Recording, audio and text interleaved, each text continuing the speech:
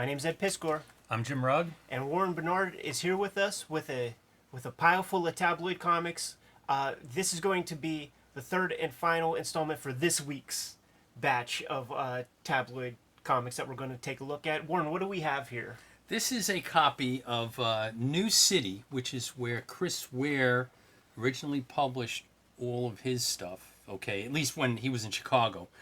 When he was down in Texas, I forgot the name of the newspaper down there. So this is one of the alt weeklies. This is from December 25th to 31st, 1997.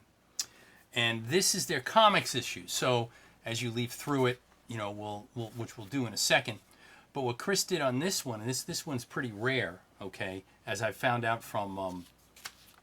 so what Chris did on this one is he did a wraparound cover that is actually a full... Like a broadsheet size. Full broadsheet size comics page.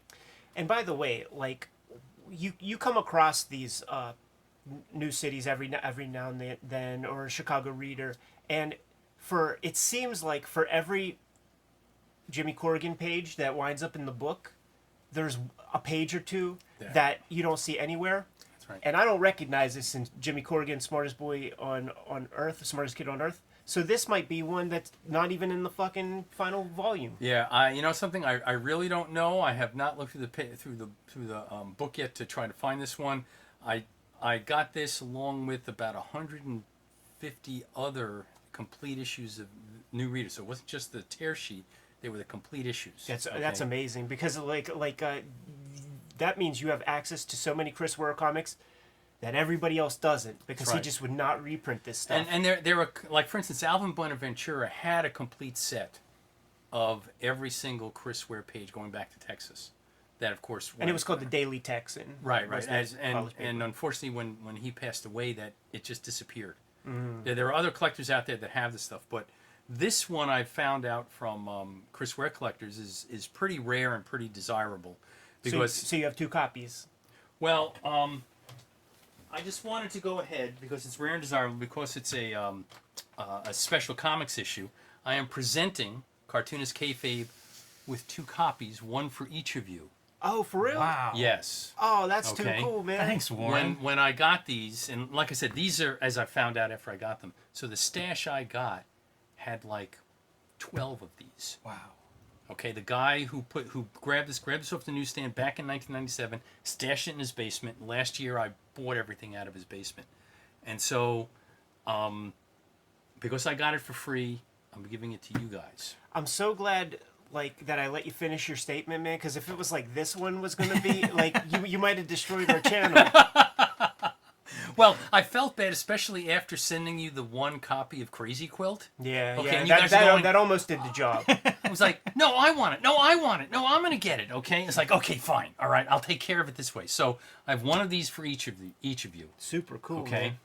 Thank you very much, And like Warren. I said, they're not easy to come by in any way, shape, or form. And if you sell them, I'm going to come up there. Oh, of course not. So anyway, so he did... And I don't know that he did any other wraparound covers like this. Okay, I should send him a note and say, hey, Chris, how many did you do? This is the only one that I'm aware of. He can just post it in the comments. Right. Well, if there are any Chris Ware fans out there that go, Warren, no, you're wrong. There were, X number. Let us know. Okay. So anyway, so this is really nice to see, and also think about how these are reprinted. We were talking about this before on other tabloid stuff, and how small these things get, where they're like, half an inch by a half an inch.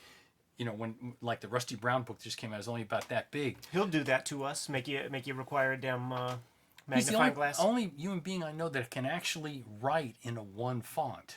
Okay, I've never seen anybody else be able to do it, but he can do it. So, this is actually really cool, because you don't see broadsheet Chris Ware. Right. Okay. Now the tabloid, which is half of this Chris Ware, is nice enough, but to see one this size, it's like, why couldn't they all have been like this?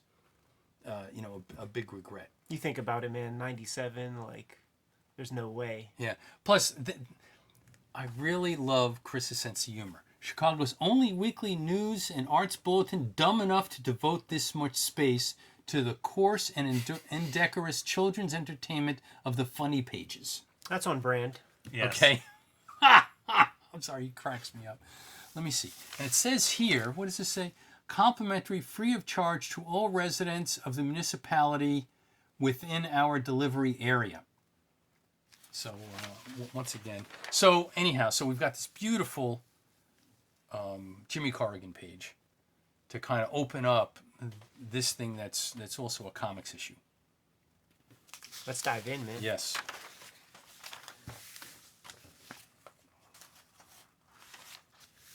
All right, so now also remember, this is now 30 years after the undergrounds that we were looking at. Right. Okay.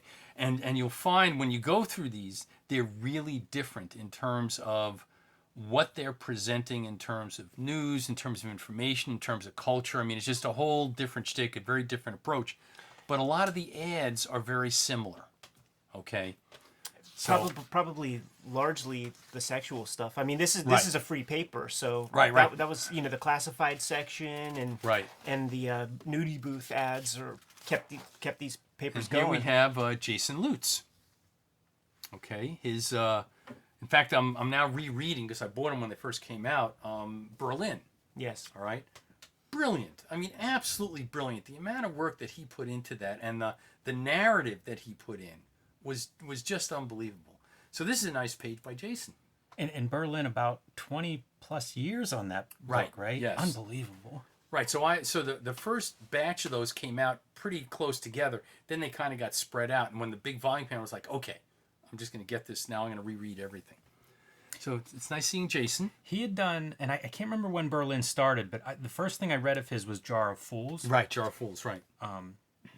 Fun cartoonist, man, and this is right in line with that kind of artwork, so it must have been around that time period, Yeah. I'm thinking. Other noteworthy thing. This is 1997. I know the royalty rates of like a Fantagraphics book. This is a big piece of income for some, but this could pay a month's rent.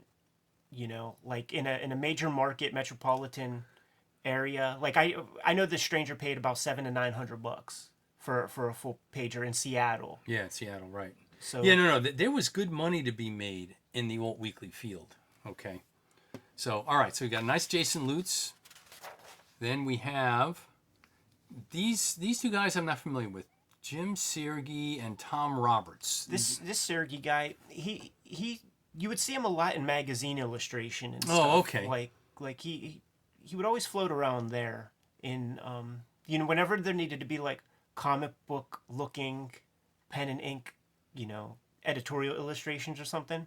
And there was like a humorous religious magazine called the Wittenberg Door or something like that, and it's written the main writer John Bloom, who's Joe Bob Briggs, and Sergey would illustrate some of Joe Bob Briggs' articles. Oh my God, I love Joe Bob Briggs. Me too. Okay, his writing, especially his reviews of basically drive-in movies and stuff like that, and that Russ Meyer type view, Exploitation flicks. toxic Avenger, end of the world. God, I love Joe Bob Briggs. Yeah, me too. And here we go. Now you can speak to this, okay? Yeah, this is Fairville, and it's Frank Santoro, and I think it was with Bill Boychelle, and you see a Copacetic Comics company right. At the bottom. Would have been a follow-up to Storyville.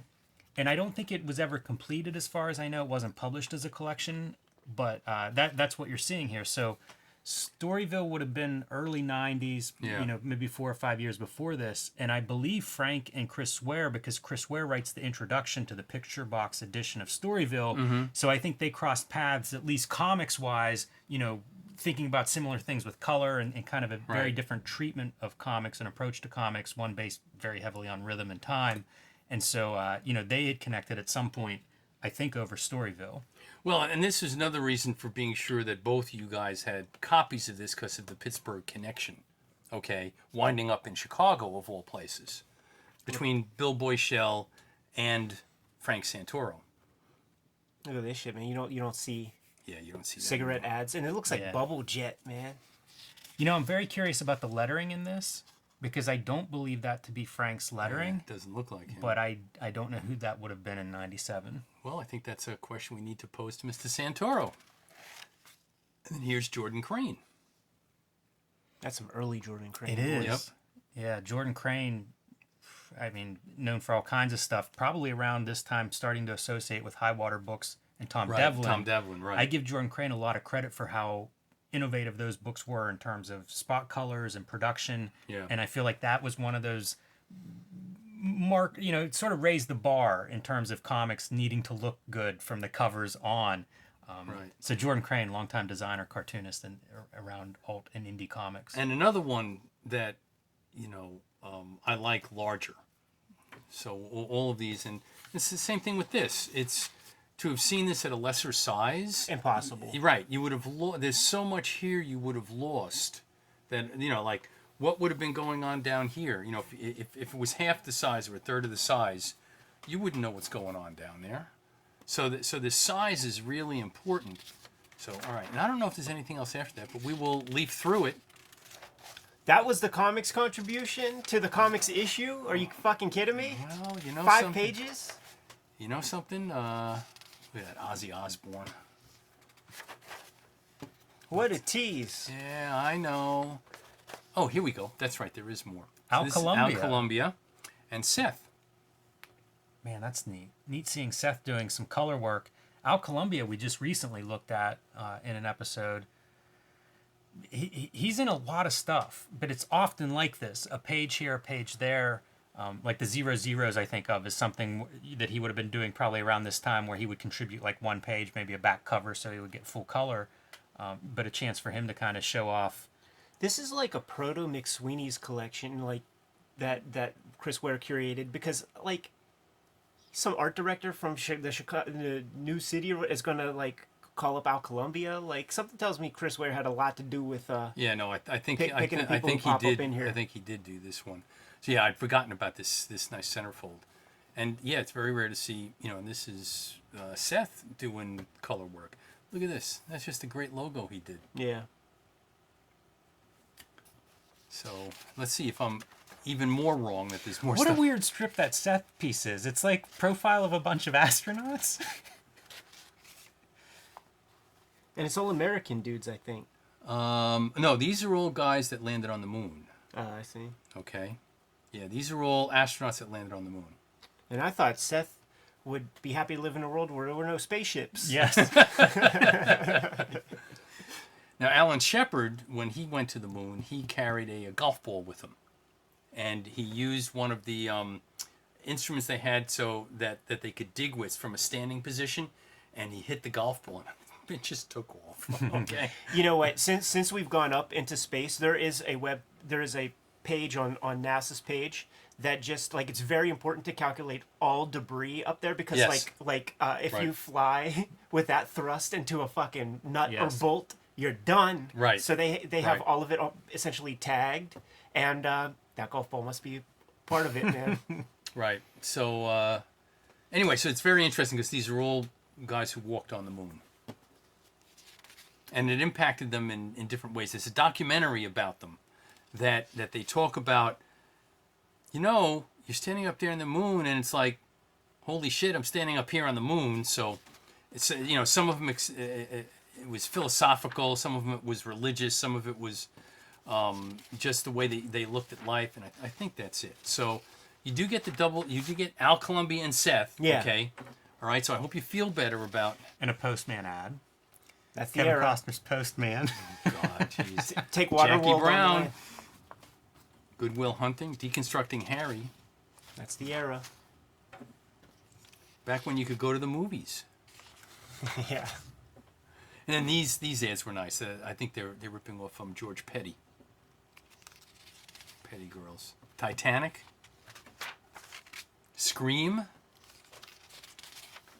So and then all then you, things I associate with Chris Ware.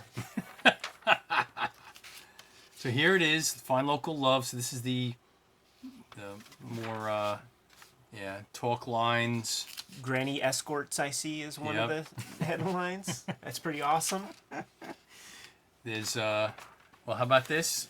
Both of you gentlemen can now. Warren, heck of a way to end our little visit. All right, so gentlemen, Gentlemen, it was a joy being here, and we will do this again. I can't wait to see all this stuff. We'll almost probably fall asleep at 5 minutes into the first one. Warren, thank you to start. It was a pleasure checking out all this stuff. Episodes and episodes worth of material. And we haven't even scratched the surface of the stuff that you have in the collection. So we have to do it again. But you know what we should do right now, man? We should get some dinner. Oh, yes. Kayfabers, like, follow, and subscribe to the YouTube channel. Hit the bell. We'll notify you when the next videos are available. And you got to do that because that mitigates the kayfabe effect, man. When we talk about a new book, they seem to be worth $5 one day, $25 the next. You can subscribe to the Cartoonist Kayfabe e-newsletter at the links below this video. You can find Cartoonist Kayfabe t-shirts and merchandise at the links below this video. Let's go get some Chinese food, man. Jimmy, give them the marching orders. Read more comics.